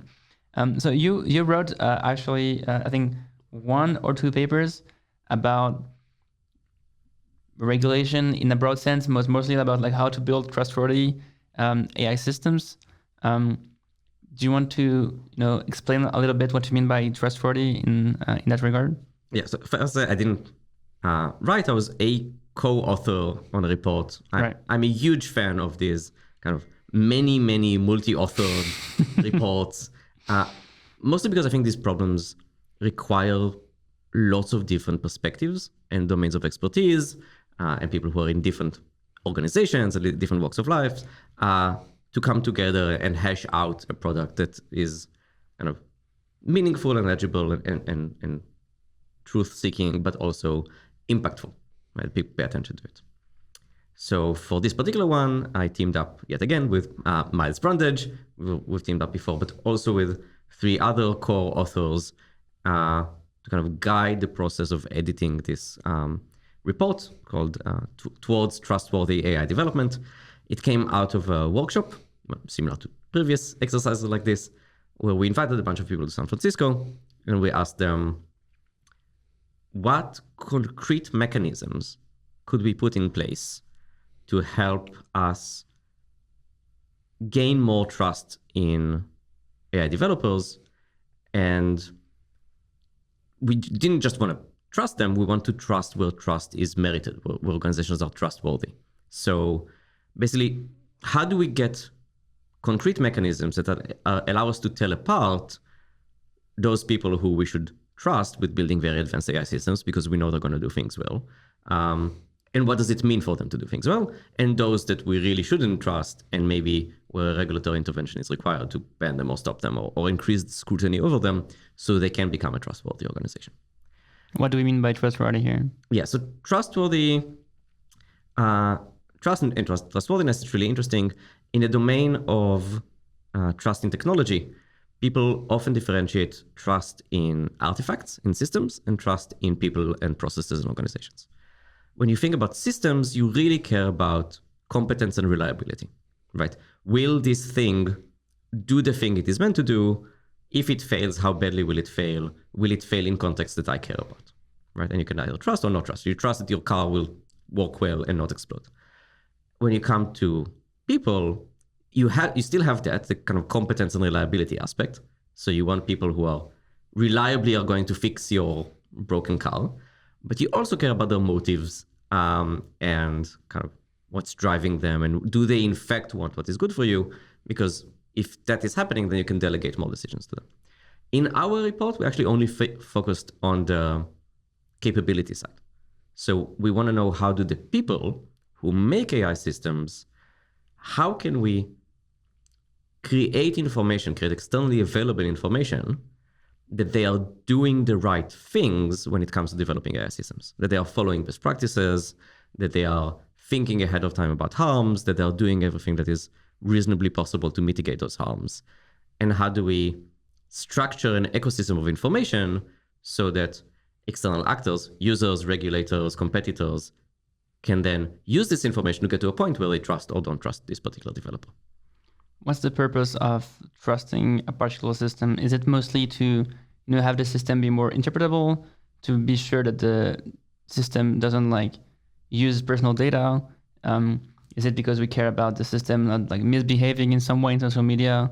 What's the actual thing we need the system to trust? Great. So maybe I go a little bit to the context. We now live in a world where we have a pretty good idea, or many actors have put out lists of AI principles. Right? Those lists of AI principles are basically a recipe or an outline of what do we think good AI looks like. And there are things like prevention of misuse, prevention of accidents, so safe and secure throughout lifetime, privacy protecting, lack of bias, particularly bias that interfaces with social biases in really bad ways, accountable so that you have someone who is responsible if things go wrong, transparent so that you understand how the system makes its decisions. Some of these things are kind of ultimate things that are good. Some of these things are valuable to get things that are good. But we have this list of things that we want out of AI systems, and then you ask, yeah, but how do we actually get to the point that the system has those features, or that we can trust the developer that they're doing what they need to do to get those features? So a very concrete example would be, we are getting pretty good at mechanisms for privacy preserving machine learning. Right? We have techniques that use various kinds of encryption, use various kinds of algorithms to minimize the amount of information required to train a system, or that keeps the information at its source and only takes a few relevant items, or adds some noise to the data so that you can infer things about the individual participants, so that you encrypt the computation in some way that you can still use the service without necessarily sharing all of the private stuff. Right. And so once you have those standards, then you can ask, is this developer who is operating in a privacy sensitive domain using the standard or not? And you can start by just seeing if they say anything publicly about using that standard. Or you could have an auditor come in and check whether in the development process they're using best practice of privacy preserving machine learning. What kind of best practices or standards are we talking about here? So this would be precisely this thing. Are you using federated learning? Are you using differential privacy in this context? And you need a little bit of expertise to know what good implementation of these tools looks like in different domains. There's no one size fits all, but these are things that we can get to doing, partly because, as we pointed in the report, there are public demonstrations of what do end-to-end projects look like that use federated learning or use differential privacy look like. And so, what is federated learning for people who are not familiar? So on the original device, so say you want to train an algorithm on data that is collected from people's personal mobile devices. one way to do it is you get all of the information from all of the mobile devices into your own data center, and then you train a system of that. And that clearly is a privacy risk, especially if that data is medical data or other kind of other sensitive data. Alternatively, you can run an algorithm that kind of looks at the data on the person's device and then only updates a few weights of the model. And those updates get sent back to the centralized place. So your model still learns, but you never got access centrally to all of the data that was used to train it. I know this makes a lot of sense for me because I'm kind of familiar to your research, but I would kind of expect some AI alignment researcher hearing this podcast and think, wait, we started by talking about AGI, and now we're talking about something closer to like GDPR. How do you connect this kind of data regulation to maybe the long-term future of building, safe, transformative AI? Perfect. So you start by saying some AI systems could be risky, right? That is already a controversial claim because most of software, at least since the 90s, is not regulated, right? Most of software, kind of the potential harms that come from general software is not considered the purview of government. Like maybe there are some lawsuits on the margin, but largely you buy a software from Microsoft or for Google, and if things go badly for you, then things go badly for you. You shouldn't have bought it in the first place. Right? It's the responsibility of the user. We want to get to the point where there is an agreement that when software or AI systems become sufficiently advanced, the harms are big enough that governments should start caring about it. And privacy is a way to do it today. Bias is a way to do it today. And then you start carving out certain domains where AI could be harmful, where governments could pay attention. And then you ask, okay, so how should governments pay attention? And so you build a machinery. That machinery could look like mandatory audits. It could look like standards and best practices. It could look like red teaming. And all of these tools basically create an interface whereby a government or a regulator or a third-party actor or an industry body demands information from an AI developer to make sure that they are dealing with risks. And we start with known risk where we have a lot of evidence because that's what we can move on today. And then you ask, okay, can I create concrete measures of this more advanced, scary stuff? So like, if I'm worried about misaligned, advanced, planning, strategically aware systems, can I create an evaluation suite? Can I create metrics that will tell me that this system has these properties or is at risk of having these properties? If I can do that, then I can get to a point with all of this existing machinery in the world where I require developers of new systems to pass those systems through this evaluation. And if they don't pass the evaluation, I tell them that it's illegal to then go on continuing to develop the system or prevent them from deploying the system. Now, this is a kind of naive sketch of what would work because there was a bunch of kind of competitive dynamics and ways you could skirt the regulation to prevent it from happening. But that's the kind of initial version, naive, high-level story of what we're trying to do. So it is mostly like instrumental in trying to have governments care about long-term risk. So you try to like map out the kind of current risk they have in terms of data, or even like more targeted to like how it could impact their government or political opinion of the laws they're passing. So do you start with something more closer to what they care about in their mandate, and then that could lead them to like care more about things that would happen in like 4 years or like in the next mandate? Yeah, so it's about kind of, first of all, noticing that governments are now caring about AI where previously they did not. And they care about AI for all of the current reasons, bias and privacy. Once they care about AI, then the game is about making that future ready, right? So you don't want just an ossified thing that only cares about privacy, even in a world with giant drone swarms and highly manipulative chatbots. You want the regulation of today to be updatable to take into account new risks, or that the parts of government that created today's regulation would be willing to create new regulation. Ideally, you want to decrease the amount of time that it takes to update regulation to account for new risks. And there are various institutional designs that you could do to make that happen. How does that translate for autonomous weapons? So imagine, I know there are like some crazy drones capable of, looking for the face of Obama and then like flying there and like killing the person. Like this tech has already been here for a while. Is there like any particular regulation of autonomous weapons or like more advanced technology, or is this just something people talk about but don't actually make policies about? Oh, so there's a lot of that. So the main forum for attempting to regulate these autonomous weapon systems had been the United Nations, CCW, GG. I'm not going to go through all of the acronyms. People can look this up, and also there are people who are more expert in this domain than I am. It has not resulted in an international treaty or ban, which is what people were pushing for. But it has certainly done a lot of work in raising awareness of this as a failure mode. And countries who don't want to ban, therefore respond to this regulatory pressure by building pretty advanced internal processes to say, well, we are going to have such drones, well, we are going to have such systems, but they have to be compliant with international humanitarian law. They have to pass weapons reviews. We have to be able to show that they don't take extreme risks, they are accountable to the users, et cetera, et cetera. So the people who are like really driving the development of this stuff is states and very large militaries. And they're pretty happy to adopt pretty intense regulation and governance and testing and verification and validation of those systems so that they don't get banned or so that they don't kind of lose face in the international arena. Is the US really like accepting to have all this military development being inspected by a third party that is not the US? So third-party inspections are not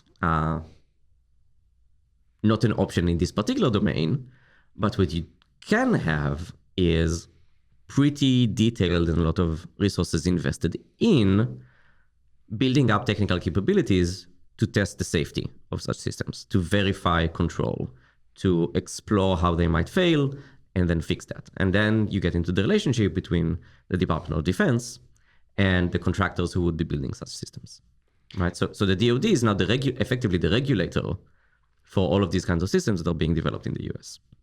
And you must say, I don't trust the DoD, but it's also about the power relations in the world are such that it's very hard for anyone else to compare the US Department of Defense to do things that it doesn't want to do. So then it's about applying pressure within that organization as the effective, most available regulator for this technology, because you might say, well, I don't really trust the US Department of Defense, but I trust them more than a startup that someone started in their garage for developing autonomous weapons.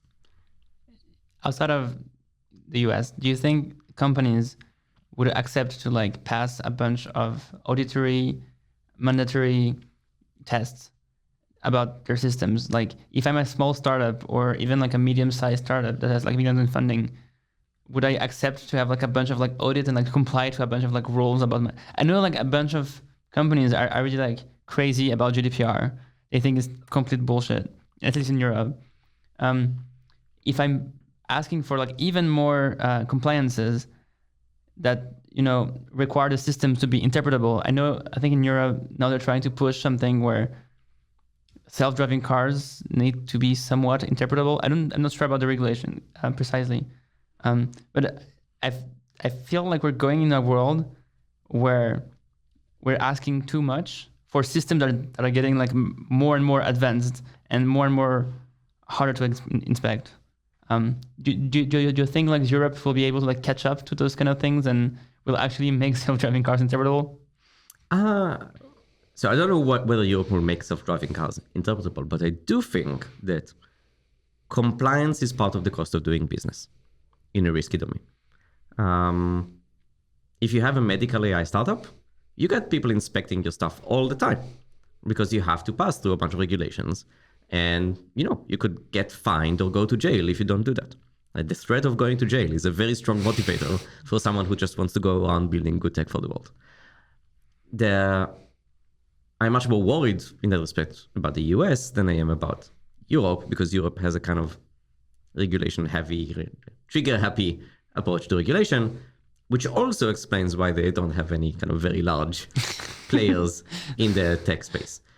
I think the name of the game is smart regulation, right? You don't want regulation that is overly burdensome, but you also don't want regulation that fails to capture the really important risks.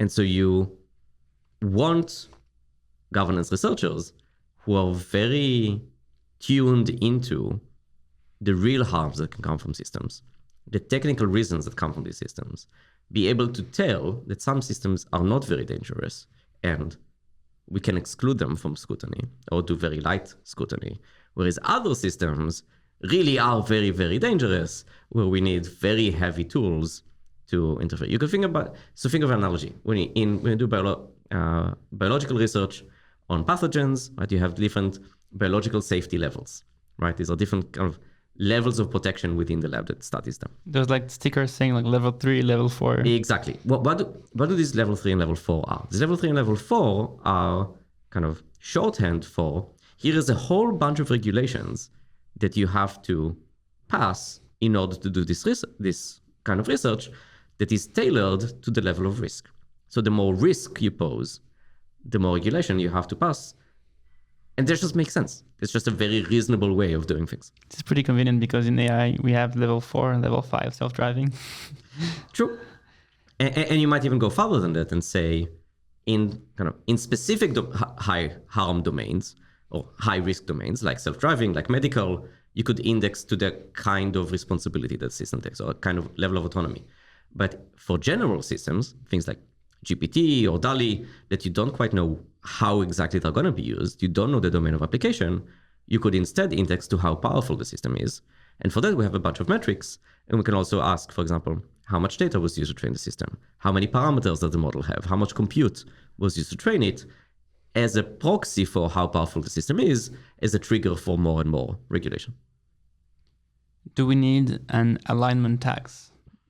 Like taxing companies if they're not building aligned AI?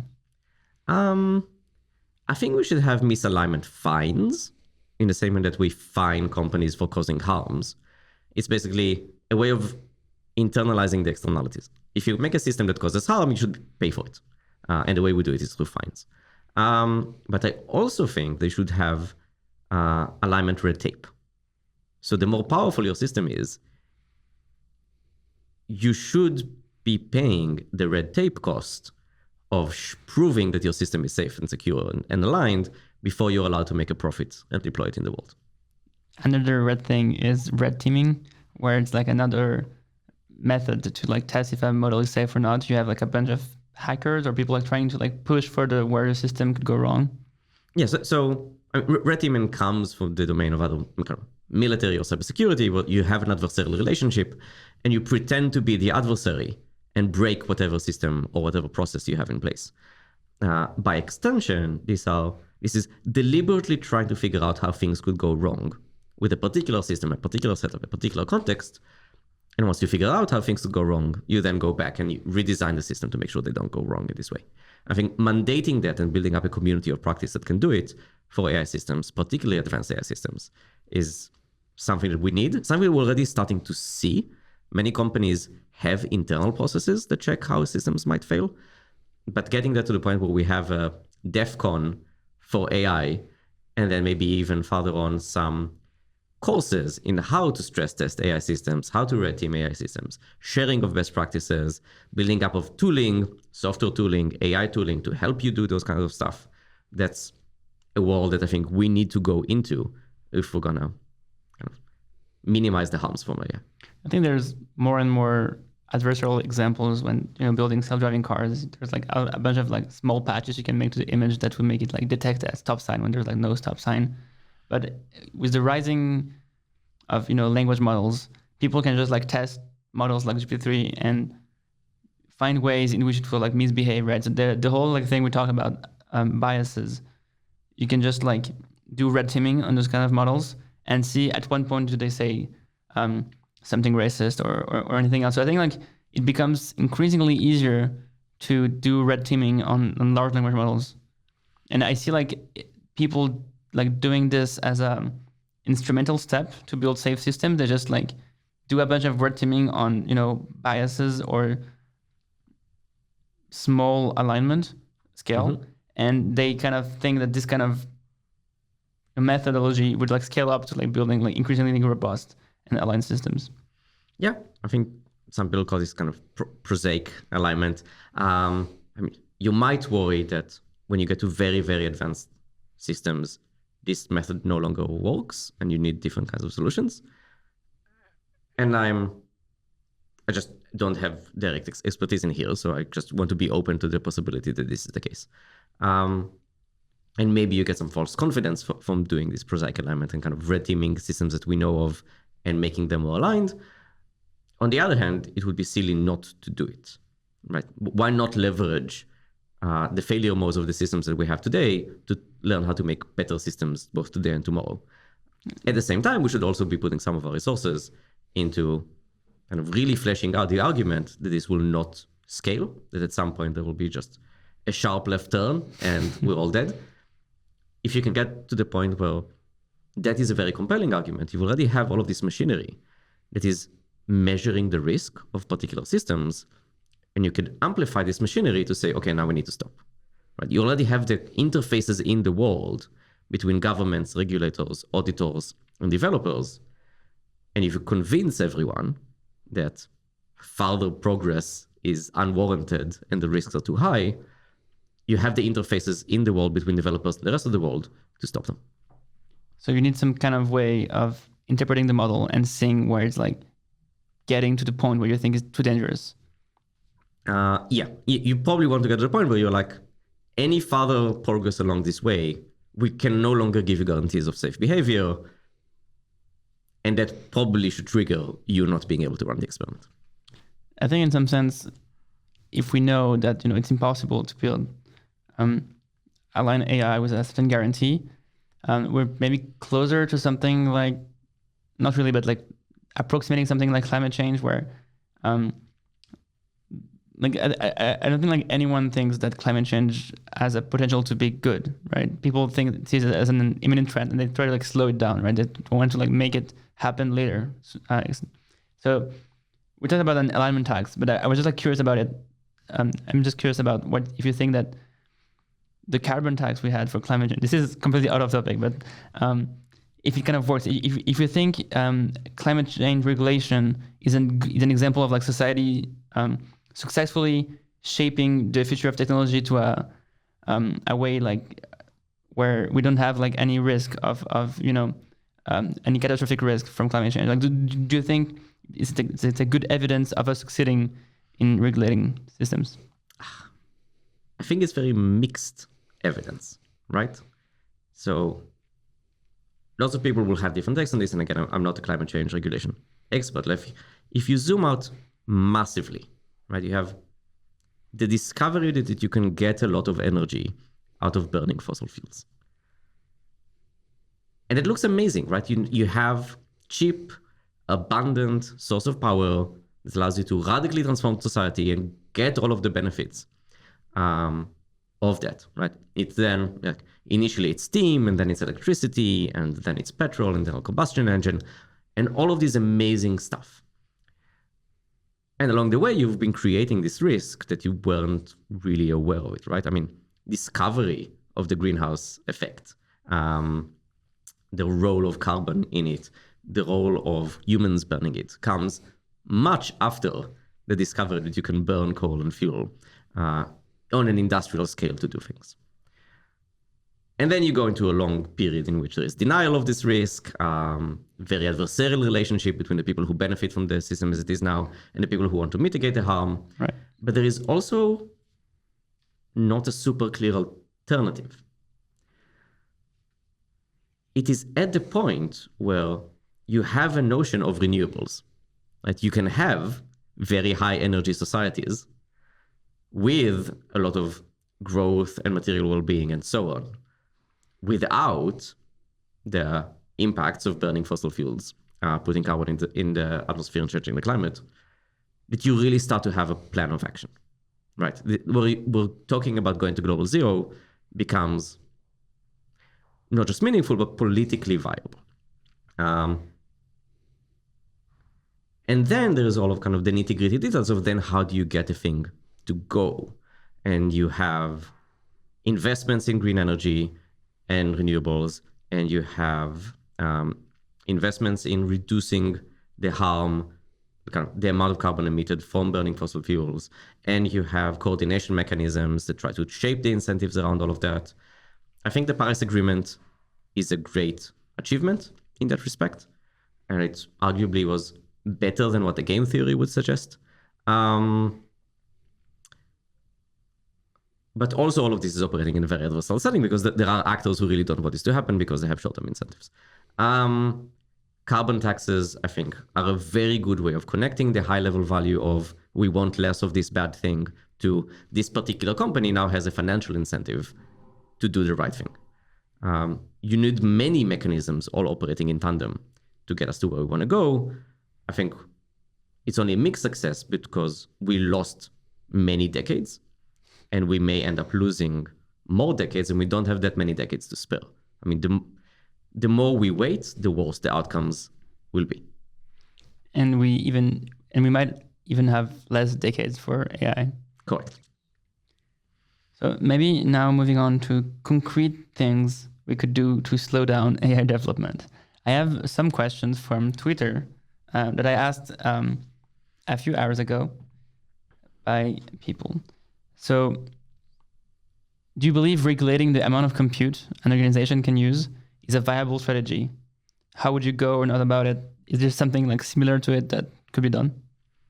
Yeah, so I'm working on one proposal in this domain. I know other people are working on proposals in this domain.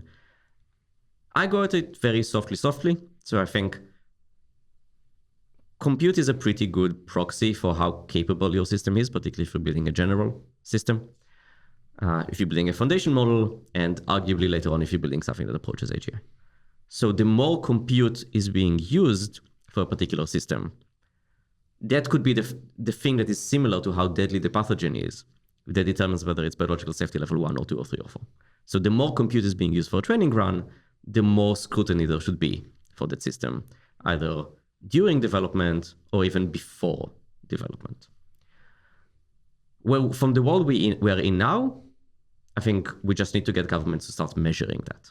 Just getting the information and thinking about what happens if an actor is trying to not share the information or skirt around sharing the information. From there, we can start asking if you have the information and you know where the largest training runs are happening, what kind of risk assessment or assurances you would want to let it go ahead or not let it go ahead, or how you could use that information to prepare for the outcomes of such models. So this is a very softly way. I know some people are going much more extreme in terms of can we just get remote shutdown switches into all of the hardware in all of the world. I'm very excited about people exploring that because it's good to know what's technically possible, because I don't know what will be politically feasible 5 years from now. I don't know what will be politically feasible 10 years from now. The world has changed politically a lot in the last 10 years. So you would have like some kind of red button and like, yeah, shut down all the Google servers, and we're sure that there's like no AGI present. Yeah, like I don't know what gets us to a world in which the Chinese president has a red button for all Google servers and the US president has a red button for all Tencent and Baidu servers. Maybe nothing gets us to such a world, but fleshing out a technical description of precisely how this would work if it was ever politically feasible seems like a useful thing to spend time thinking about. Should we force more interpretability in the training as well? That sounds great across the board. Like figuring out how to do interpretability and transparency in the first place is great. And then mandating transparency and interpretability for the potentially biggest, scariest models also seems like a pretty good idea. So there's, we talked about compute, and there's the number of parameters of your model. You could think that, transformative AI will have X amount of parameters, maybe 10 to 20 parameters. So we could like limit the number of parameters, but then you could like always like think of like new architectures with less parameters. So it's hard to like come up with like one metric that would survive all the innovation. One is data. I think what the Chinchilla paper show is that you can, use more data and less parameters and scale your models. And there's also another trend, which is that companies might be bottlenecked by data because there's like not that much public data available on the internet. So we were talking about private data versus public one. If Facebook or Gmail were to use, all the email from Gmail, or all the pictures from Facebook to train their models, they could have like access to a bunch of private data, but maybe they're not allowed to use these data. If you use like all the email from Gmail, you have a language model that like can like spit out all the private emails. That's like not really possible, right? So yeah, we might be like bottlenecked on public data, and they might not be able to like train on some private data. Do you think we could then like regulate, the use of private data?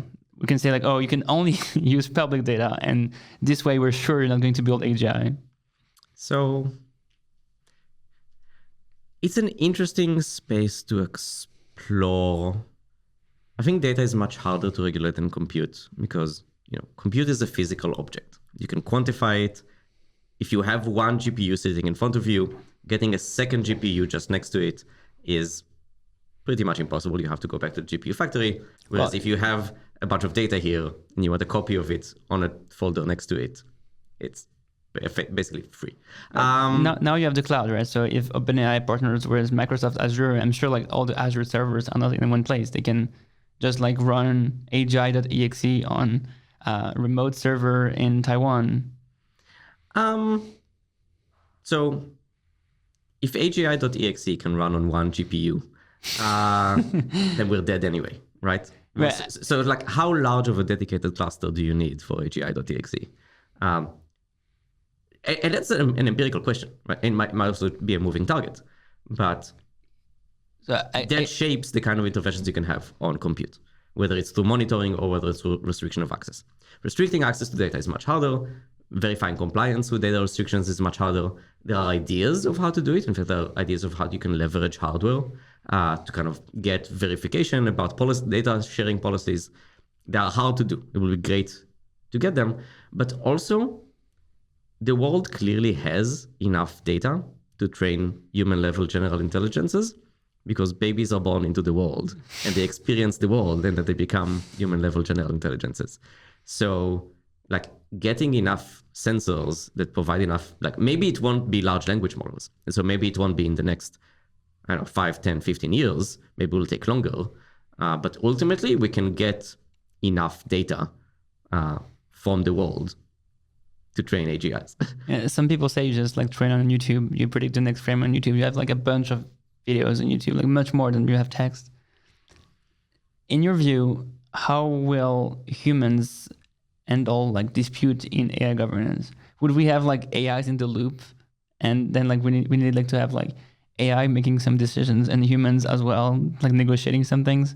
This is like more kind of far-fetched question. So I'm really bullish on just not building agential systems until we figured out all of the other stuff.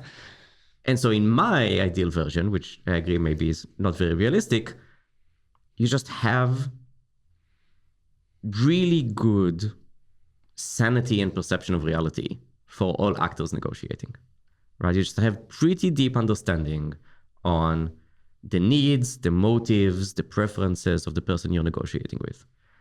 And I think that and AI helps you with that, right? AI, if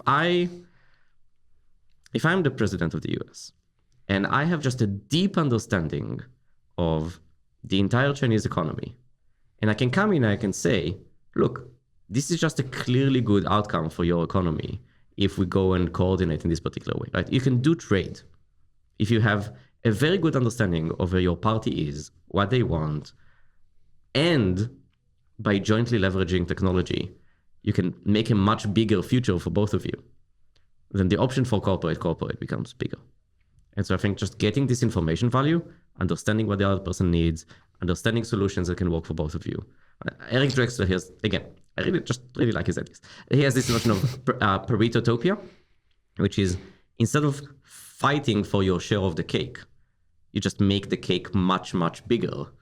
In which case, the adversarial dynamic is decreased significantly.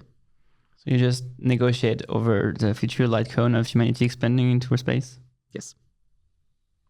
I think that's the best ending you could have. Thanks, Shahar, for coming on the show.